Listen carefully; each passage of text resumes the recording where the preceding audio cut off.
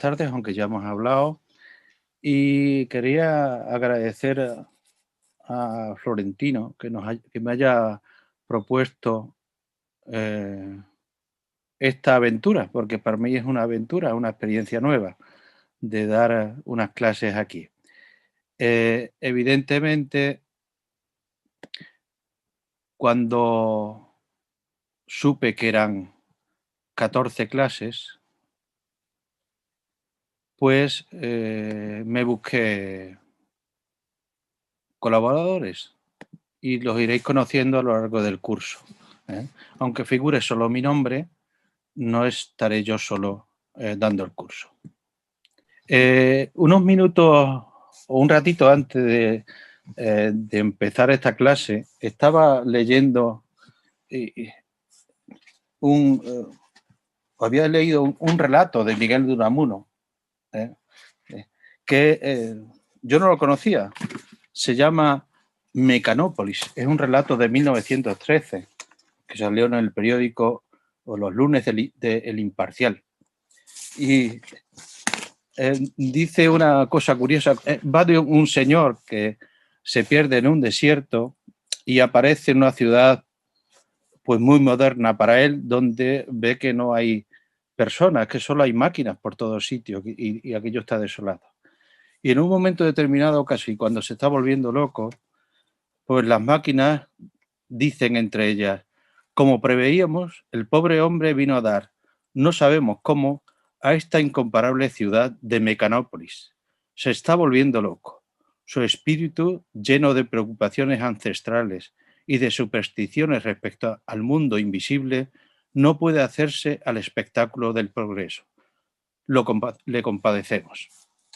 Bien, vamos a intentar que ni seamos como ese señor que se perdió en Mecanópolis, ni seamos de los que no ven ningún problema en el auge de las máquinas.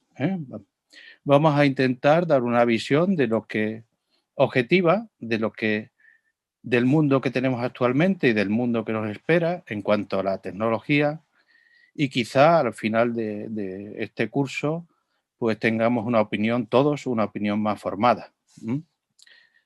Bien.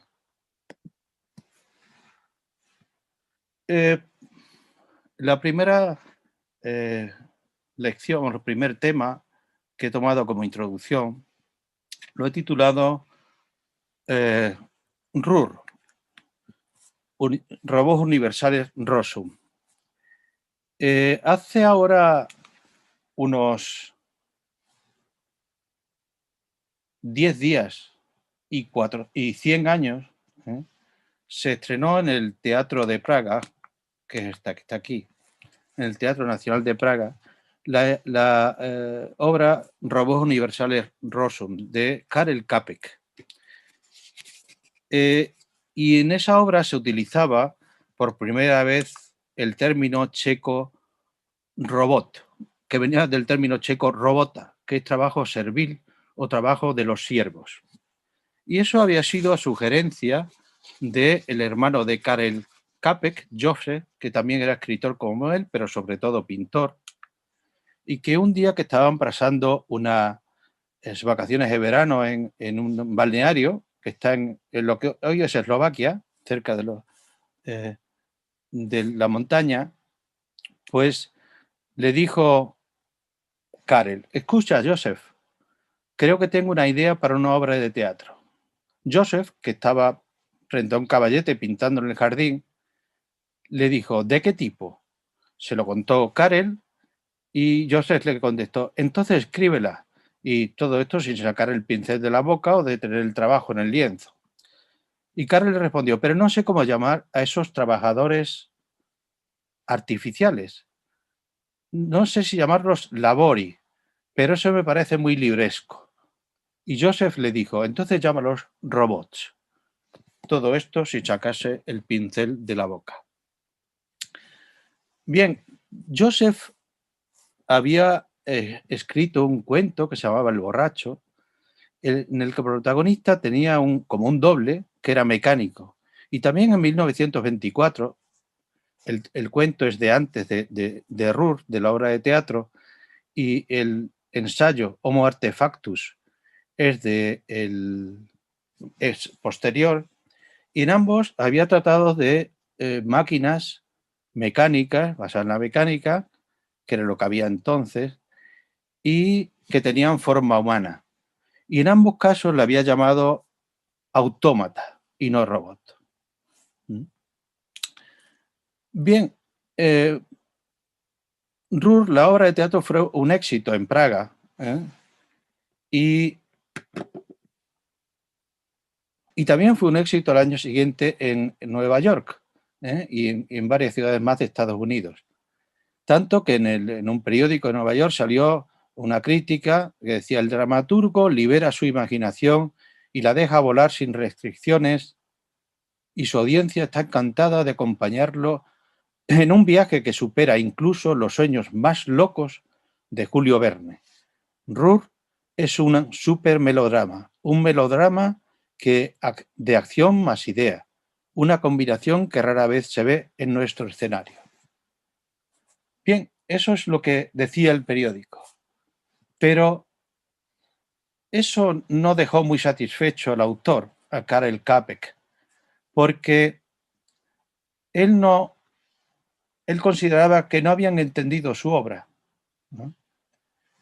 Porque él no quería hacer una metáfora de los logros de la ingeniería mecánica, y no quería decir que el peligro fuera que las máquinas le usurparan el puesto a los humanos, ¿no?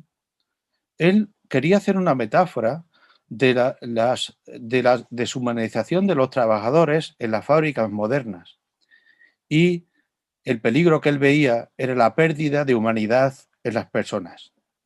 Por eso él los denominó robots y no autómatas, que venía de siervo. Por eso sus robots son biológicos y no mecánicos. De hecho, al comienzo de la obra, pues el director de la fábrica dice que según el inventor de la fórmula para hacer los robots, pues había encontrado una fórmula que la naturaleza no había encontrado y él la había hecho. Pero los robots eran biológicos. Pero bien, sea por lo entendida según el autor, sea entendida según los críticos, sea entendida según el público, lo cierto es que la obra suscitó o resucitó temas que desde entonces no han hecho nada más que cobrar importancia, como el de la colaboración hombre-máquina, el de la creación de máquinas con forma humana, el que las máquinas liberen al hombre de su trabajo esclavo, el de las máquinas inteligentes y más inteligentes que el hombre, el de una posible rebelión de las máquinas, o como hemos visto en el cuento de Unamuno, una sustitución de las máquinas, de la sociedad por la de las máquinas. Bien, un siglo después, un siglo y 10 días, nosotros podemos dejar la rumba trabajando en casa mientras nos vamos al trabajo.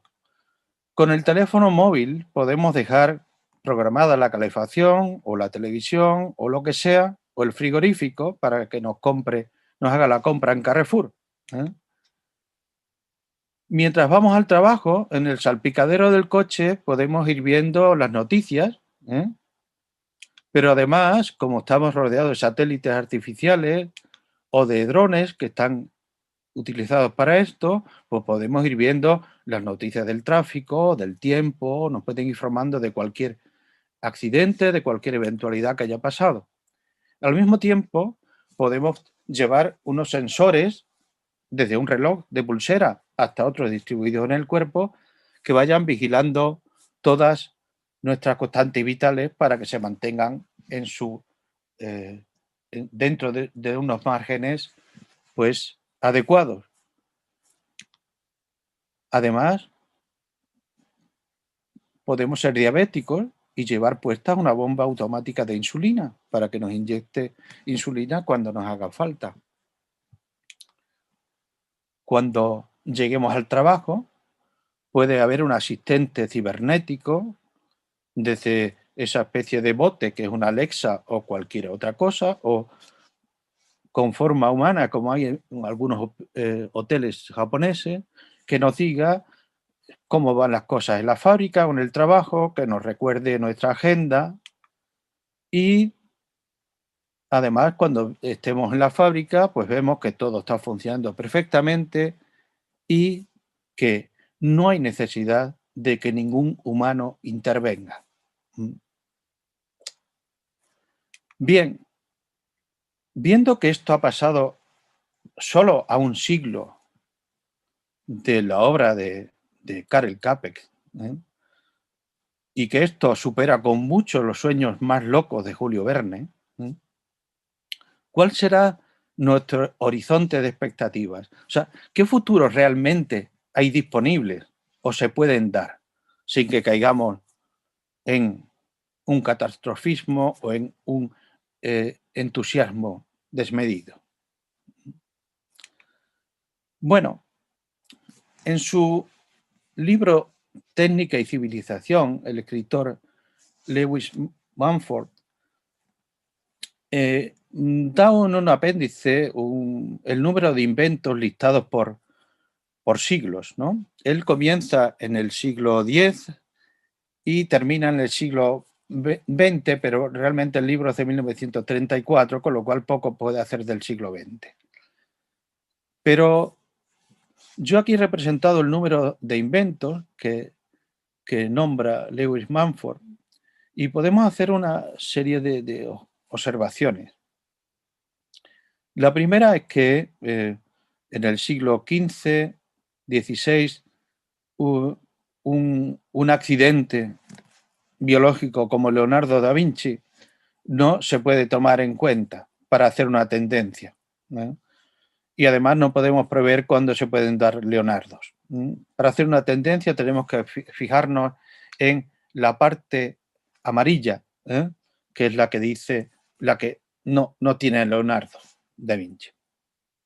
Y otra observación que podemos hacer es que a partir del siglo XVII, XVIII, hay un cambio brusco en la velocidad de crecimiento del número de inventos. Bien, si yo me he permitido ajustar eso con una curva y también hacer una predicción sin ningún rigor científico de lo que podría pasar hasta el siglo XXV y vemos cómo es esa curva. Bien, en el canto 12 de la Odisea, Ulises u Odiseo tiene que sortear una serie de peligros en su camino hacia Ítaca.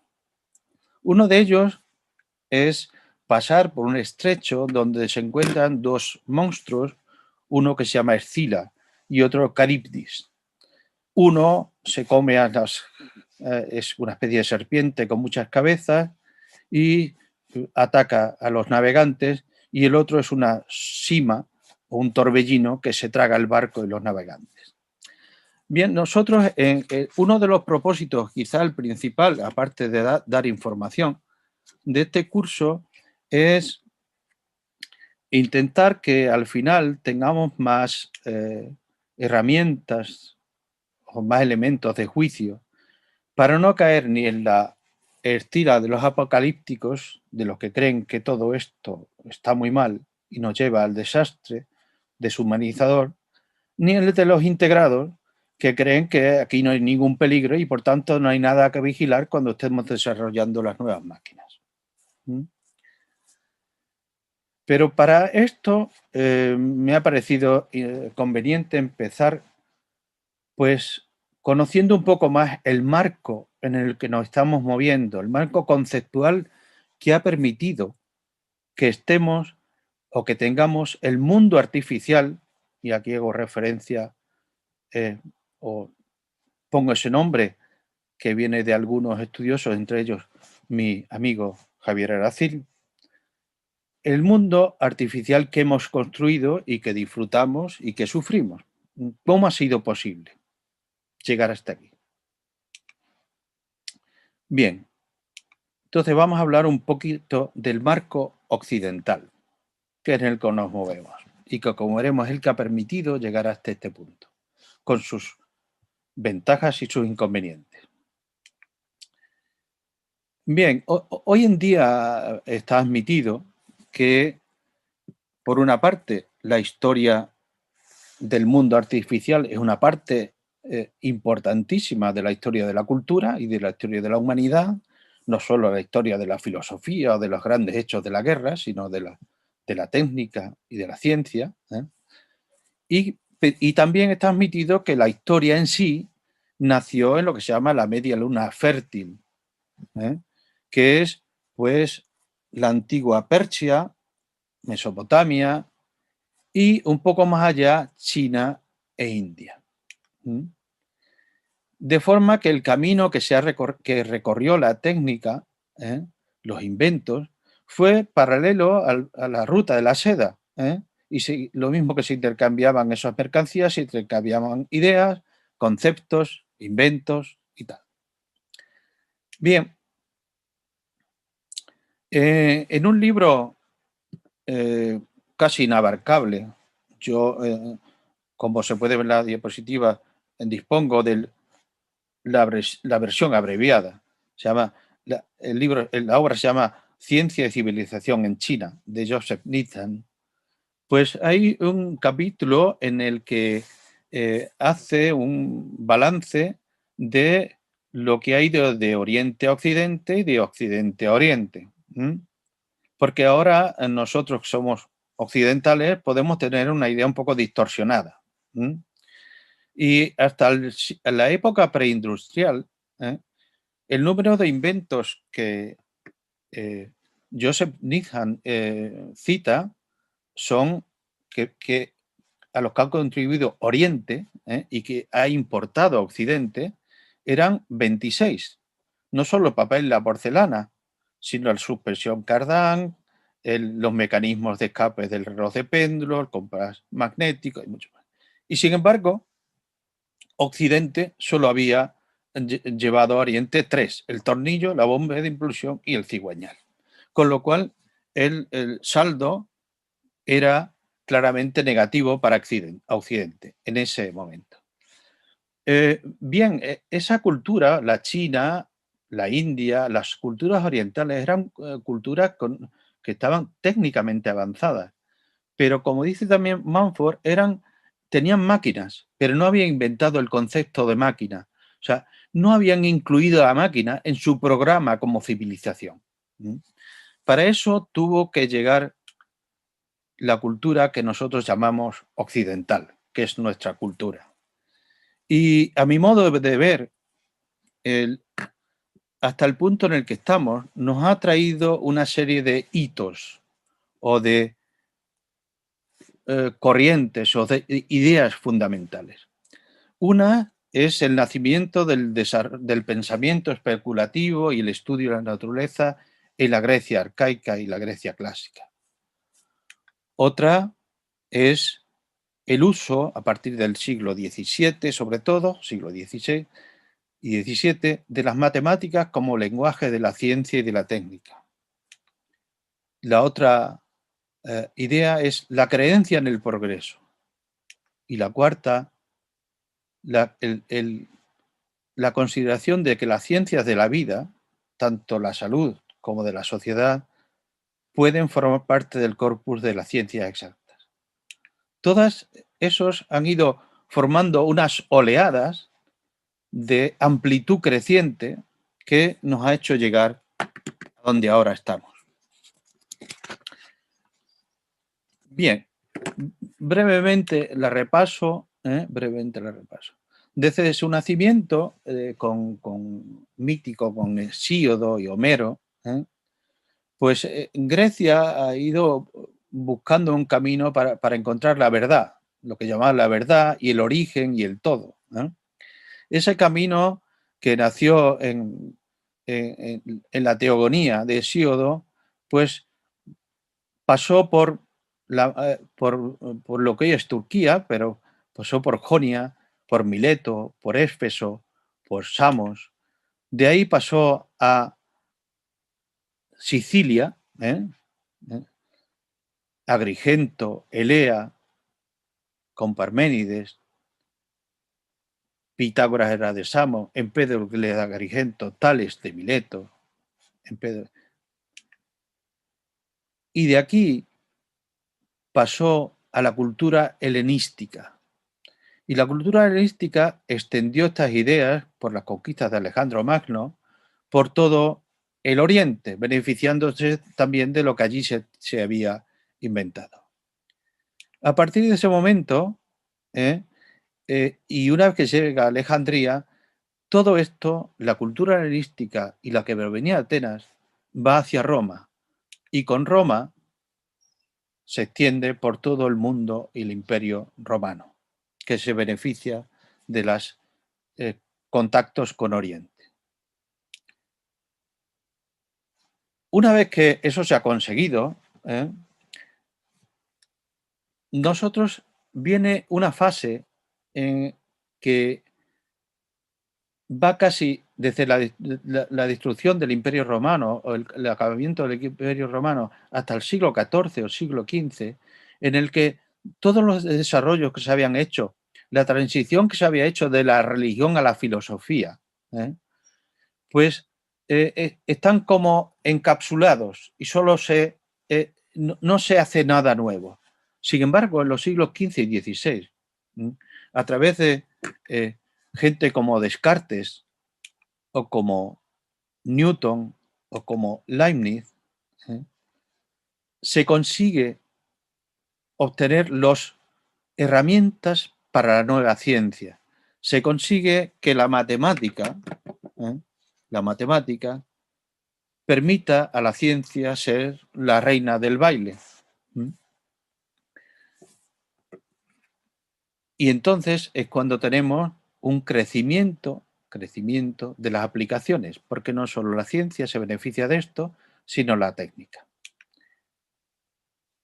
Bien, el siguiente paso de esa oleada es la creencia en el progreso. Ya las nuevas ciencias, en las matemáticas, la ciencia física, la química empezaba un poquito, pero hasta el siglo XIX, por ahí, la ciencia de la vida no empezaron a utilizar las matemáticas. Antes hay una idea que viene pues, de Auguste Comte y de algunos filósofos más, que es la idea de progreso. Lo importante aquí es que,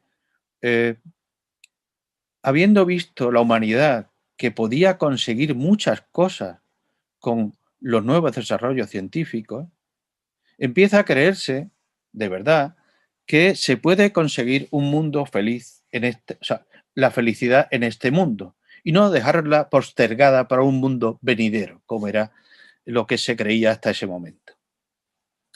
Bien, esa idea de progreso dice que se puede conseguir una sociedad feliz en este mundo y se mide sobre la base de el éxito, el control que se tenga sobre sucesos externos. Lo que lleva a una dinámica que nosotros diremos que está regida por una realimentación positiva. O sea, cuanto más, más. Ya explicaremos en otro momento lo que es la realimentación. Se le dedicará una charla a este concepto. Bien, eso nos lleva a que el crecimiento como hemos visto antes, de los inventos, sea muy rápido y cada vez más rápido. En 1904, Henry Adams había escrito un libro delicioso que se llama La educación de Henry Adams, donde habla de muchas cosas, pero los últimos capítulos, creo, los capítulos finales, habla de la dinámica de la historia y de la ley de la aceleración. Y también en un 5 años después vuelvo a insistir en esta idea en un artículo que llaman La regla de las fases aplicadas a la historia. Volveremos sobre esto más adelante, pero es bueno que lo tengamos en cuenta. Bien, el último paso es la inclusión de las ciencias de la vida entre las ciencias exactas, que podríamos llamar. Y en cuanto a la biología, al menos, uno de los responsables de esta inclusión fue D'Arcy Thompson, que escribió un libro delicioso, El crecimiento y la forma. D'Arcy Thompson escribió este libro en 1919, creo, y está considerado como uno de los mejores libros, no de ciencia, sino de prosa en lengua inglesa. Y él decía que de la química de su época y generación, Kant declaró que era una ciencia, pero no ciencia, ya que el criterio de la verdadera ciencia yace en su relación con las matemáticas. En cuanto se empezaron a utilizar, D'Arcy Thompson la empezó a utilizar y de ahí en adelante se empezaron a utilizar las matemáticas en las ciencias de la vida. Bien, visto cómo hemos podido llegar, dando una idea muy general de cuál es el marco que nos ha permitido llegar a el punto en que estamos, hablemos de las máquinas, de qué son máquinas, de qué son autómatas, de qué son robots. Ya Aristóteles en su Política decía que si todos los instrumentos pudieran cumplir con su cometido obedeciendo las órdenes de otro o anticipándose a ellas, como cuentan de las estatuas de Dédalo o de los trípodes de Hefesto, todo esto sale en la Ilíada, de los que dice el poeta que entran por sí solos en la asamblea de los dioses, pues, un momentito que voy aquí a quitar esto. Ven. Si las lanzaderas tejieran solas y los pectros tocaran solo la cítara, los maestros no necesitarían ayudantes ni esclavos los amos. Bien, ¿cómo hemos llegado hasta este punto? Una máquina, una definición muy general de una máquina, es un dispositivo que, partiendo de una fuente de energía, proporciona una fuerza o un movimiento. O si queremos, una máquina es un transformador de energía. Claro, hasta que la tecnología era solo mecánica, pues las máquinas eran la palanca, el torno, la polea, el plano inclinado, la cuña, el tornillo, las 6 elementales, desde el Renacimiento, o combinaciones de ellas. Incluso una máquina como esa que vemos ahí, que es una como enrolladora de cigarrillos, pues por muy complicada que sea, no deja de ser una combinación de las 6 máquinas elementales. Pero cuando a la energía mecánica, ya venga del viento o del agua o de un animal, se le empiezan a añadir la electricidad y más tarde en el siglo XX la energía atómica, ya las máquinas empiezan a ser mucho más potentes. Pero lo importante para nosotros no es que sean mucho más potentes o poderosas o eficientes, es que son más complejas. Es que son más complejas. ¿Y de dónde viene esa complejidad? Pues hay un señor que se llama Claude Shannon, al que le dedicaremos también una charla, que en 1948 escribió un artículo, largo artículo, un tratado, que se llama Una teoría matemática de la información. Y ahí, entre otras muchas cosas, hace un equivalente, un paralelo entre información y energía, a través del concepto de entropía o de incertidumbre o de errores. Ya lo veremos con más detalle. Y él hablaba de cuando se transmite un mensaje entre una fuente de información y un receptor de información. Bien, el hecho de haber equiparado la información a la energía justifica que nosotros llamemos máquinas ahora no solo a un dispositivo que transforma energía, sino también a un dispositivo que transforma o procesa o maneja información. De hecho, un ordenador que estamos utilizando todos ahora mismo es una máquina universal que lo que hace es procesar información y permitir que nos comuniquemos.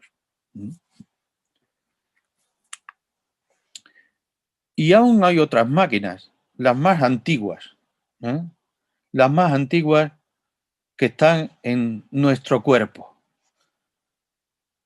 Por nuestro cuerpo hay moléculas que se mueven con cilios, con flagelos o con otros sistemas. Y las hemos descubierto hace muy poco porque son muy pequeñas. En 1959, Richard Feynman, pues un prestigioso profesor de física, dio una conferencia en la Asociación de Físicos Americana que se llamaba "Hay mucho espacio ahí abajo". Ahí abajo se refería a él en lo pequeño, en lo muy pequeño. Por contraposición, ahí arriba, en el universo, lo muy grande. Y en esa conferencia cita o da detalle de una conversación con un amigo médico. Dice que el amigo le sugiere la posibilidad de que una posibilidad interesante para las máquinas muy pequeñas. Dice, aunque sea una idea muy loca, es la segunda vez que nos topamos, y copio, no es una muletilla mía, con idea loca, la idea loca de Julio Verne, la idea loca del amigo de Feynman, y veremos muchas más ideas locas, que serán todas superadas. Dice, sería interesante si te pudieras tragar al cirujano. Pones al cirujano mecánico, decía, como artificial, en los vasos sanguíneos, va hasta el corazón, entra, mira y si hay algo estropeado, lo arregla. Otras máquinas igualmente pequeñas podían estar por el resto del cuerpo como vigilando para que todo estuviera bien. Bien, pues solo 60 años después de la idea loca del amigo de Feynman, pues tenemos hoy tratamientos que van dirigidos a ciertas células, fármacos que van dirigidos, catéteres que exploran nuestro cuerpo y entran hasta el cerebro o el corazón y envían una información al exterior. Y estamos a punto de que la idea loca del amigo de Feynman se haga realidad, como veremos también en otra charla de este curso. Bien, pero aunque todo esto sean máquinas, a todo le podamos llamar máquina, lo mismo a un automóvil que a un ordenador, realmente cuando nosotros nos dicen robot o autómata, pensamos en un tipo especial de máquinas. Casi siempre pensamos, o casi todos pensamos en un tipo especial de máquinas. Vamos a intentar hablar de esto, para ir despejando cosas. En el siglo XIII, ¿verdad? Roger Bacon ideó una forma de construir un muro para defender a Inglaterra. Pero esa forma pasaba por construir primero una cabeza a la que vendría no sé cómo un espíritu, y esa cabeza parlante les permitiría, les haría conocer la forma de construir el muro de defensa. Bien, también le dijeron que una vez tardaron mucho tiempo, junto con otro amigo fraile, en construir la cabeza, y una vez terminada, el espíritu que los había visitado le dijo que tenían que estar allí presentes cuando la cabeza hablase, porque si no, todo el trabajo que habían hecho sería para nada. Bien, ellos estuvieron semanas delante de la cabeza y la cabeza no hablaba, y los pobres agotados, dijeron, bueno, tenemos que irnos a dormir. Pusieron a otro frailecillo allí para que vigilase y le dijeron, oye, cuando la cabeza hable, nos despiertas. Bueno, al poco tiempo de irse a dormir, la cabeza habló y dijo, el tiempo es. Y entonces el fraile dijo, bueno, esto es demasiado trivial como para que los despierte con lo cansado que está. Al rato, la cabeza dijo, el tiempo era. Tampoco le pareció importante al fraile, que estaba vigilante. Y al cabo de un rato dijo, el tiempo ha pasado. Y se cayó, rodó por el suelo y se rompió, con lo cual todo el trabajo fue en vano. Bien, evidentemente la historia es apócrifa o es una leyenda, pero nos sirve para ver cómo otra persona de ideas locas, Roger Bacon, que intuyó, pues, no solo las máquinas parlantes y pensantes, sino también, pues, las aeronaves o el submarino, en aquella época, pues, ya intuyó esa primera máquina que hablaba y máquina que pensaba. Bien, esto no era solo, sino una parte de lo que ya se venía haciendo, intentando o pensando. Paracelso en el siglo XVI y otros alquimistas se tomaron muy en serio lo de hacer un hombre por medios artificiales. En aquellos tiempos era alquimia. Y entonces propusieron recetas para que el homúnculo, que podéis ver ahí en la ilustración, pues de ahí llegas a ser un hombre. De hecho, en el Fausto de Goethe, en la segunda parte, el homúnculo llega a la vida y es uno de los personajes. Bien, esto no solo quedó ahí, la leyenda del golem, la leyenda judía del golem, del muñeco de barro que se le insufla vida y conocimiento a través de la palabra, con las palabras sagradas, pues también forma parte de esta tendencia. Y Frankenstein no es más que otra tentativa ficticia de crear la vida. Claro, esto lo podríamos considerar dentro de lo que llamamos robótica metafórica o paleontología de la robótica. Y al mismo tiempo se estaba dando una historia o prehistoria de la robótica. Autómatas y robots hay desde antes de Cristo. Ahí tenéis un órgano que se mueve a través o que suena por el movimiento del viento de unas aspas.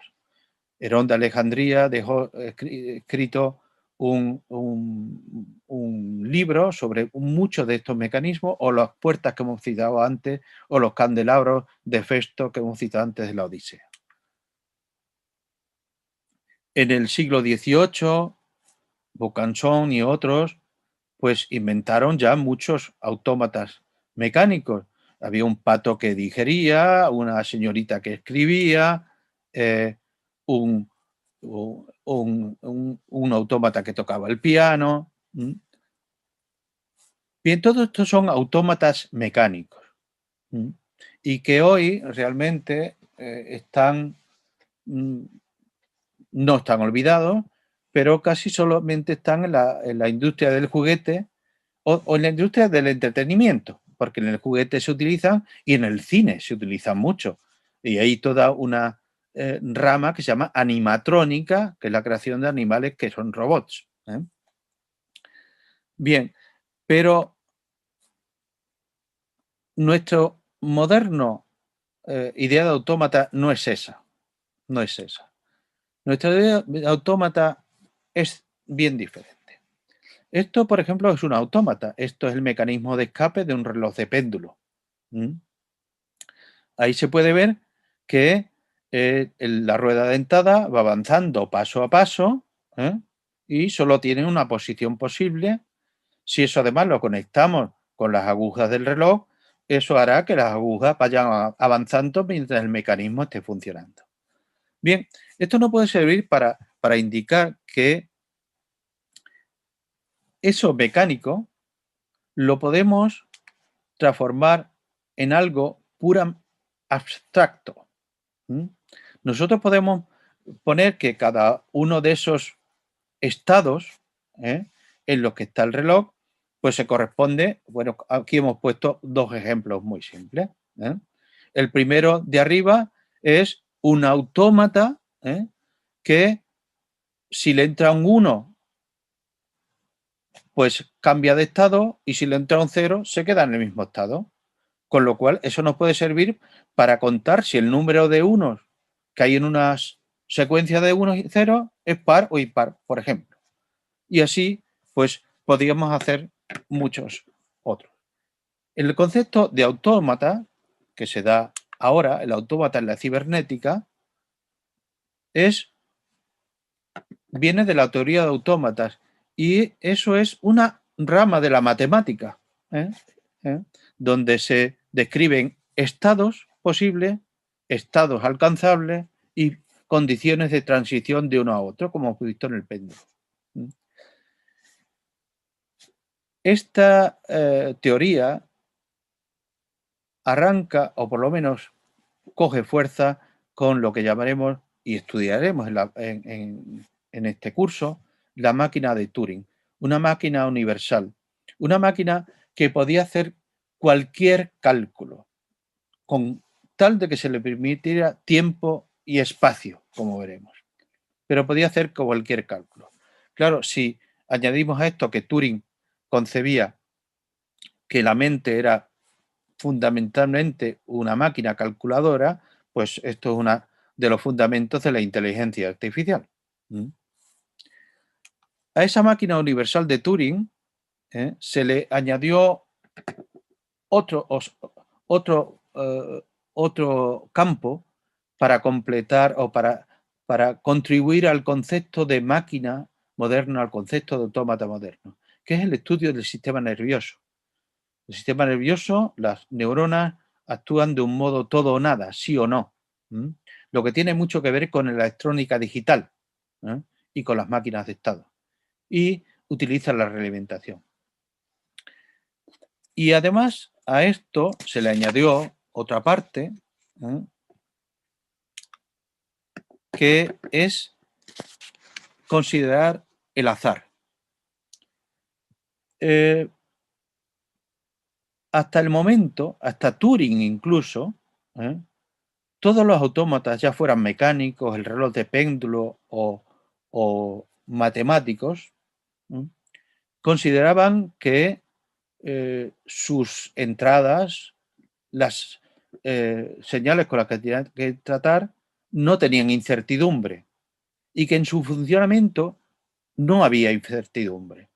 Pero por los años 40 y tantos o 50 se dieron cuenta que no solo eso no era realista, sino que además el considerar la incertidumbre, si era del entorno, era ser más realista y por tanto obtener más garantías de éxito, pero además podía ser interesante incluso considerar incertidumbre en la propia máquina, porque eso nos podía traer muchos beneficios.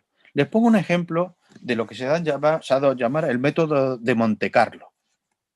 El método de Monte Carlo es, diciéndolo muy vagamente, pues Monte Carlo, el casino de Monte Carlo. Desde luego, si uno tuviera todo el dinero del mundo, ganaría, seguro. El problema es que no tiene para apostar todo el dinero del mundo. Bien, pues el método de Monte Carlo nos dice, se basa en esa idea loca también que tuvieron von Neumann y unos amigos en un periodo de convalecencia de una enfermedad, mientras jugaban a las cartas. Y decían, bueno, juego al solitario y seguro que gano. Lo que pasa es que no tengo tiempo de echar tantas partidas al solitario. Les pongo un ejemplo. Imaginemos que es un cuadrado, que eso puede ser una parcela, y esa línea azul es una linde de la parcela. Y queremos saber cuánto mide cada parte. Es muy fácil en este caso, 1 por 1, ¿verdad? 1, pero y una parte y otra ¿cuánto miden? Bien, podríamos hacer un cálculo que en matemáticas pues se hace y ya está. Se hace una integral, lo que se llama una integral. Pero podemos hacer otra cosa más sencilla. Imaginemos que tuviéramos la posibilidad de sobrevolar la parcela y ir dejando caer como clavos, estacas que se fueran clavando en el suelo. Y sobrevolamos, barremos toda la superficie del cuadrado. Y luego, en vez de medir nada, contamos cuántas estacas hay en cada sitio. Con eso tenemos una idea bastante aproximada de cuánto mide cada parte. Habríamos hecho esto y diríamos, pues esta parte tiene tantas estacas y esta parte tiene tantas estacas. Bueno, pues eso es el método de Monte Carlo. Y vieron que considerar el azar en el entorno y en la máquina resolvía muchos problemas. Por ejemplo, Amazon, y supongo que no solo Amazon, y lo digo porque no es revelar ningún secreto, salió en televisión, en un documental, y lo dijeron, tiene una forma muy curiosa de clasificar las mercancías en sus almacenes. Como venden productos tan diversos y el almacén es tan grande, lo que les ha resultado mejor es colocar cada producto en el primer hueco libre que vean del almacén y grabar dónde está. Y han optimizado tanto el tiempo como el espacio en la recogida. Eso es el método de Monte Carlo, el azar también. Bien, damos el último paso de hoy y vamos a lo que sería como hacia una máquina global. Cuando la industria empezó a pensar no en los artesanos, sino en los trabajadores, proletarios y obreros de una fábrica, empezó a pensar en desarrollar partes de un producto. Bien, si a eso le unimos la división del trabajo, que cada uno se encargue de una cosa y solo de una cosa, pues estamos muy cerca de llegar a los tiempos modernos, donde Charles Chaplin, ¿verdad?, nos enseña las dulzuras y las miserias de los tiempos modernos. Él solo se dedica a apretar un tornillo y llega a ser parte de ese gran engranaje, de esa máquina global que es la fábrica. Y con esto realmente estamos hablando otra vez del principio de los robots de Karel Čapek, de lo que temía Karel Čapek. Bien, esto empezó ya de forma seria en las cadenas de etiquetado de la industria cárnica de Chicago en los años 70 del siglo XIX. Ahí es donde empezaron a hacer esa distribución y división del trabajo y que el producto fuera pasando por todos los puestos con unas cintas transportadoras y sin la intervención de un humano en una tarea, como es la de estas señoritas que se ve aquí, o la de Charles Chaplin antes, en una tarea que todos percibimos claramente, ahora ya, que podría hacerla una máquina, porque no se necesita ningún atributo humano para hacer esto, ni para poner una pegatina, ni para apretar un tornillo, hace falta ningún atributo humano. Hace falta atributo humano para diseñar esos sistemas, pero no para estar de operarios aquí. Bien, a partir de aquí empezó lo que se llama la mecanización de la industria. Pero la automatización de la industria no empezó hasta que no hubo lo que se llama realimentación en las máquinas. ¿Y qué es la realimentación? A la que digo ya le dedicaremos la próxima charla del profesor Acil, pero muy brevemente, es tener en cuenta lo que está pasando para corregir las desviaciones. Ese es el primer síntoma de inteligencia. Cuando alguien no corrige su proceder, podría ser muchas cosas, pero parece poco inteligente. Yo, por ejemplo, estoy echando de menos la realimentación de los estudiantes o de los alumnos de ustedes, porque me gusta estar viendo las caras de todos. Puedo verlas de 4 en 4, pero no, me gustará viendo las caras de todos, porque así yo puedo saber si estoy siendo aburrido, si hay algo que no están entendiendo, y entonces yo reacciono para corregir ese error. Lamentablemente, yo no puedo hacerlo así y yo estoy dando la charla en lo que llamamos en control el lazo abierto, sin posibilidad de corrección por la información que me llega de ustedes. Bien, una vez que tenemos la realimentación, vemos que es importante, aquí solamente están viendo ustedes, ¿verdad?, flechitas, y eso son información que está yendo de una parte a otra de la máquina. Mientras que en las máquinas puramente mecánicas podría estar disimulada la información, que también la había.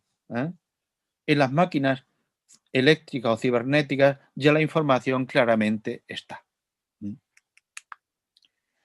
Con lo cual ya pasamos a la industria moderna, donde eso que estaban haciendo las mujeres de Chicago en 1870 no tiene mucho sentido que se haga, sino una industria puramente artesanal o familiar, pero ninguna industria grande pondrá a 200 personas a hacer trabajo que fácilmente pueden hacer unas máquinas. Pero además, cuando esta comunicación va a más, no solo una fábrica es una máquina global, una sociedad puede ser una máquina global o una persona puede ser una máquina global. Eso ya lo veremos, donde hay comunicaciones de las distintas partes y relación. Y quizás esta de la información sea pues el quinto elemento que nos faltaba.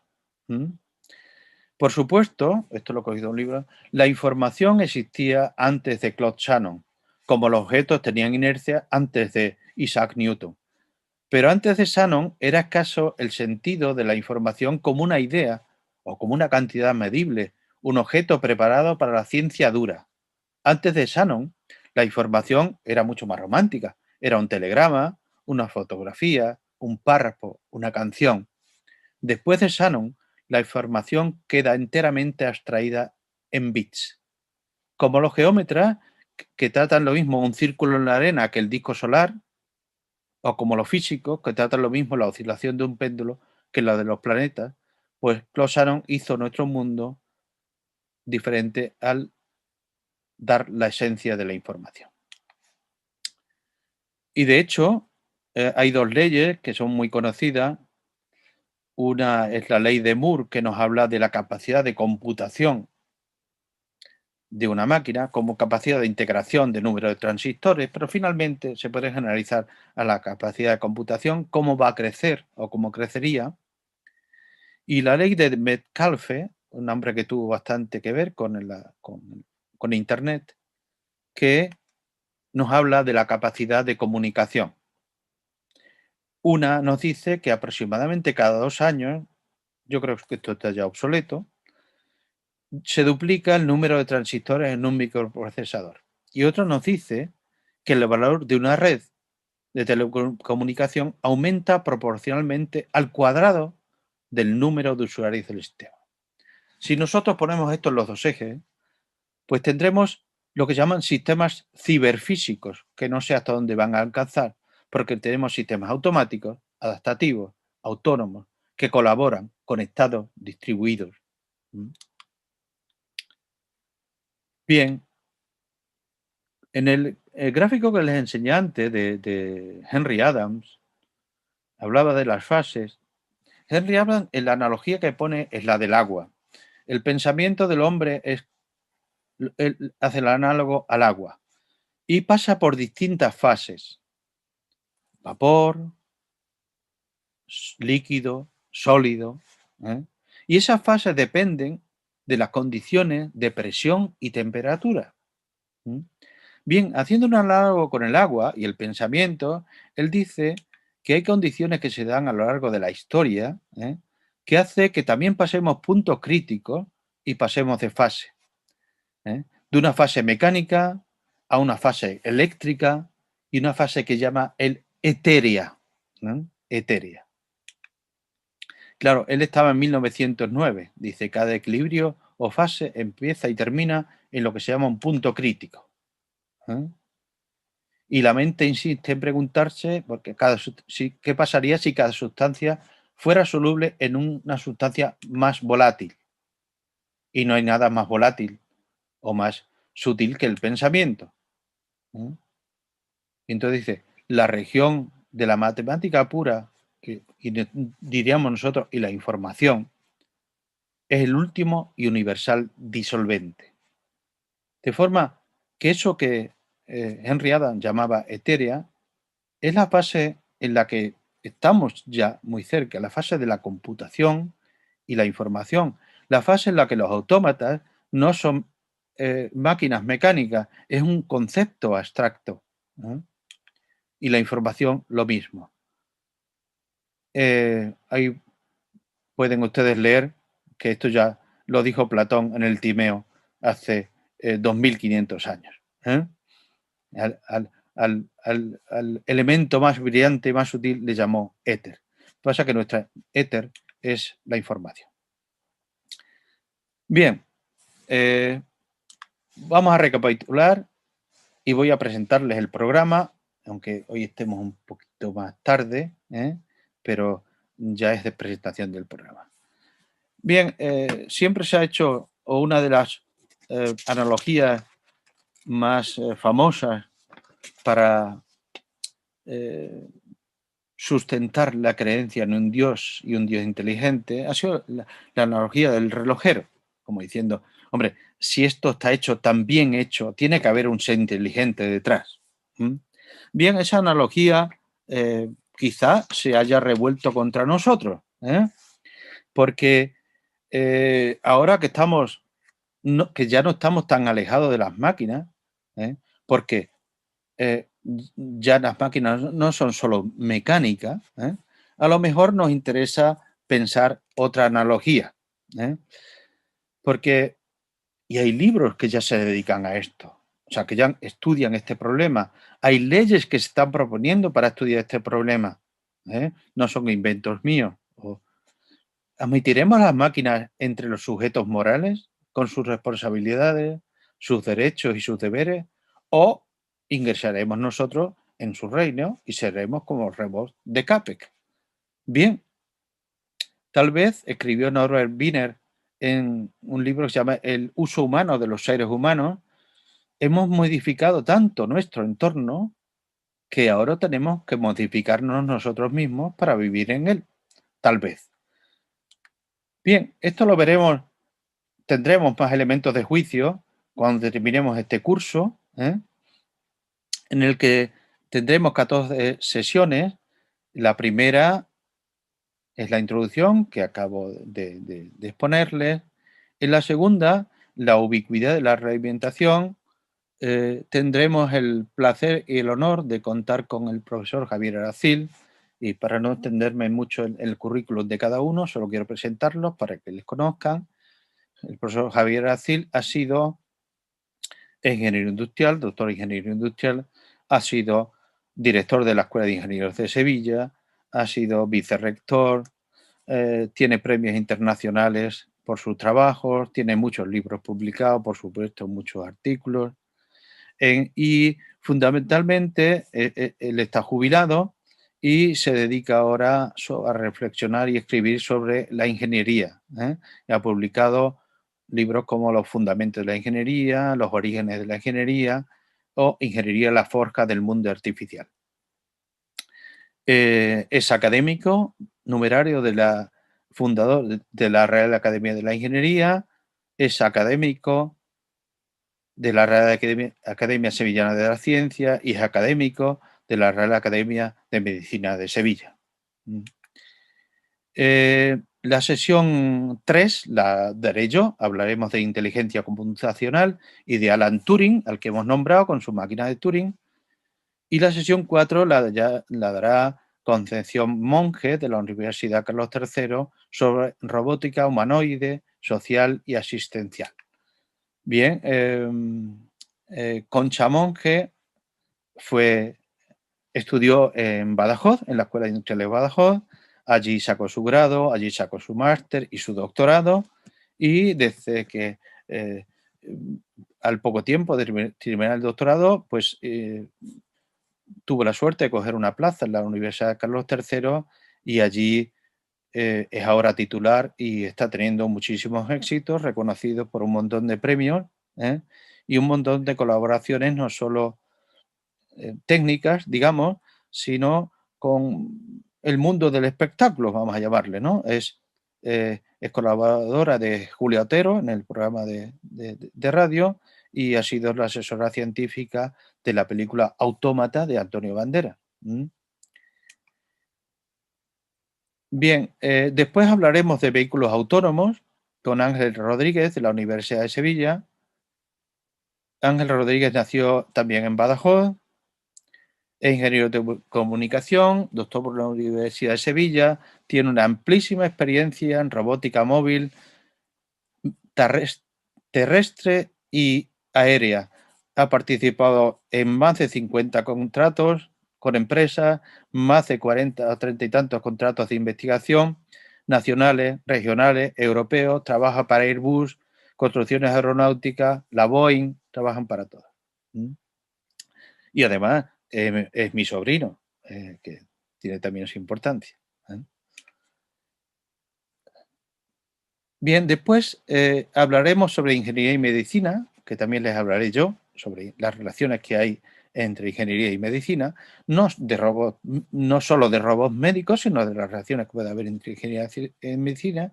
Y después el equipo al que yo pertenezco pues le hablará de tragarse al cirujano, la idea loca del amigo de Feynman, las aplicaciones médicas de la microrobótica. De ella nos hablará pues Inés Tejado, que codirige conmigo el equipo de investigación y que también es ingeniera y doctora por la Universidad de Extremadura. Y con nosotros en el equipo colaboran 3 alumnos que están haciendo el doctorado: José Emilio Traver, Cristina Nuevo Gallardo y Paloma Rodríguez. Como verán ustedes, estoy rodeado de juventud, con lo cual estoy encantado.